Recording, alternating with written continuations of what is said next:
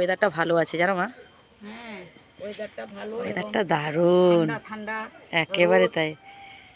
আর তুমি এখানে সবজি টবজি সব নিয়ে বসে গেছো নাকি? হ্যাঁ হ্যাঁ সবজি নিয়ে বসে গেছেন মা, কি রান্না হচ্ছে জানি না তো। এটা এটা কাটা হয়ে গেল। এরপর আমি ওই ওই যে বাঁধাকপি ছিল না, বাঁধাকপির নিচের অংশটা কেটে এইগুলো ছোট ছোট করে দেখি নিয়েছি। দেখি দেখি দেখি দেখি, এই যে ওয়াও দারুণ ব্যাপার কিন্তু। আজকে এইটা রান্না হবে নাকি? আপনারা তো ফেলে দেন, হ্যাঁ আপনারা তো ফেলে দেন, আর আমরাও অনেক সময় ফেলে দিই।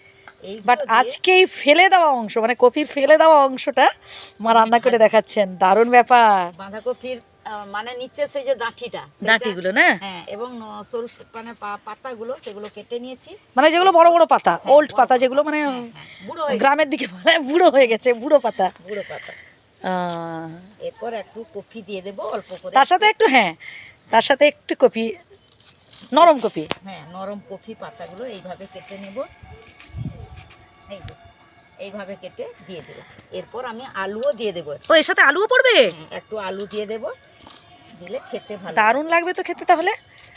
তো বন্ধুরা দেখতে থাকুন কিন্তু। আর এদিকে আমাদের ফুটফুটিকে দেখুন, ফুটফুটু দেখুন, তাকে দেখুন। করতে পারেন এবং রসুন পেঁয়াজ রসুন দিয়েও করা যায়।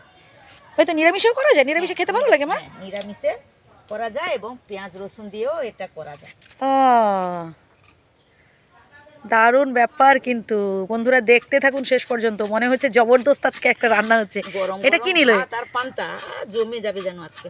এটা কি নিয়ে এসো? আলু? আলু আলু আচ্ছা, এটাকে ছাড়িয়ে নিচ্ছি।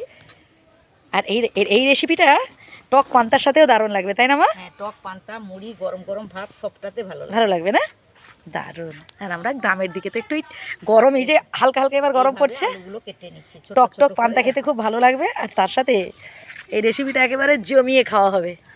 দেখে নিন বন্ধুরা আমার কেমন সাইজ করে, মানে কেমন সাইজের দিচ্ছেন আর কি, একদম ছোট ছোট ছোট ছোট করে। দারুণ ব্যাপার। সবজিগুলো কেটে নিয়েছি। সবজি বলতে এতে তো মানে দুটোই শুধু, বাঁধাকপির পাতা আর আলু। হ্যাঁ এগুলো ভালো করে ধুয়ে নেব, পরিষ্কার করে দিয়ে রান্নাঘরে চলে যাব। আপনারা কিন্তু দেখতে থাকুন প্রথম থেকে শেষ পর্যন্ত, কোথাও যাবেন না। ওই চল, অনেক হয়েছে, চল চল চল চল চল, ঘাস খেয়ে যাচ্ছে দেখুন, অনেক হয়েছে, চল চল চল ফুটফুটু আয়। বাঁধাকপিটা ভালো করে ধুয়ে নিয়ে চলে এসেছি। এরপর গ্যাস ধরিয়ে কড়াটা বসিয়ে দিয়েছি, বাঁধাকপিগুলো দিয়ে দিলাম, পরিমাণ মতো লবণ দিয়ে, মতো হলুদ গুঁড়াও দিয়ে জল দিলাম। কিছুক্ষণের জন্য আমি ঢাকনাটা দিয়ে রাখলাম, খুলে দেখছি বেশ সুন্দর সেদ্ধ হচ্ছে। এরপর আমি এটাকে ঢেলে নেব, জলটা একটু বের করে নেব। ভালো করে ঝরিয়ে নিয়েছি। এরপর গ্যাস ধরিয়ে আমি কড়াটা বসিয়ে দিয়েছি, কড়াতে তেল দিয়ে দিয়েছি। এরপর আমি শুকনো লঙ্কা দিয়ে দিলাম, এরপর জিরা পেঁয়াজ কুচি দিয়ে দিচ্ছি, এরপর থেতো করা রসুন দিয়ে দিলাম। আপনারা যারা রসুন পেঁয়াজ না খান তারা নিরামিষেও করতে পারেন। আমি পেঁয়াজ রসুন একটু ভালোবাসি তাই আমি দিয়েছি।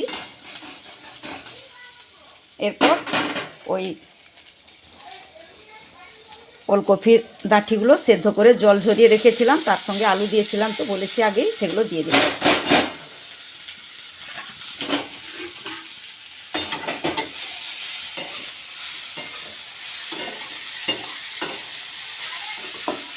ফুটফুটু ফুটফুটু এবার লেস্টেজ গুটিয়ে চলে এসেছে রান্নাঘরে। দারুণ কিন্তু, ব্যাপক, বেশ সুন্দর ভাজা হয়ে গেছে। এরপর আমি গ্যাসটা বন্ধ করে এটা নামিয়ে নেব।